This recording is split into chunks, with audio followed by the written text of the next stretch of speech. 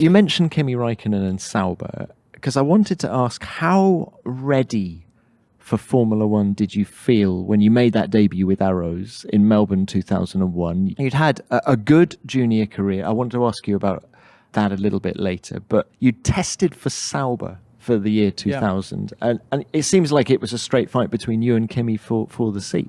Yes, it was. I think I was ready to race at that time. I have done 2 years in 2000. My second year, I was test driver for Sauber.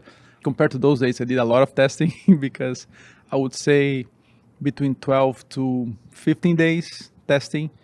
I knew the car, I could be fast on the car, and I think I was ready to go to the big show, I felt ready. I spoke with Red Bull, and we all felt ready, and that's how it was. Why do you think it didn't happen? It was not like a real straight fight between me and Raikkonen. I think was the time when Red Bull wanted to be more involved. They didn't want to be just sponsor. You see how they are today. And I think was a lot of clashes regarding that. Sauber didn't want to lose the control of the team. I was coming along, and I think I just was in the ballpark. And I was one of the reasons, but I don't think I was the main reason for the splitting. And also, Sauber that day, when we had a test, I think were inclined to favor Kimi. Were you at the Mugello test? Yes. No, I had that test the month before. I felt that the tension starting to rise between mid-season. I was sort of like going against Mika Salo all the time. I was pushing, of course. I wanted to do a time for myself. Red Bull wanted me to push. Sometimes I think that was this sort of like atmosphere about a shootout between the two drivers. So I started to go a lot against Mika Salo. I went against Diniz in Mugello the month before. In September, I was supposed to do a 3 days test only myself, which would be the last test for the team before the end of the season.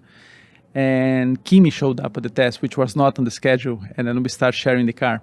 And, in Mugello, mid-September in Italy, you drive in the morning, you have a second and a half, 2 seconds in your pocket. You drive in the afternoon, the track is lower. I drove first day in the morning, he drove in the afternoon. Second day we swap.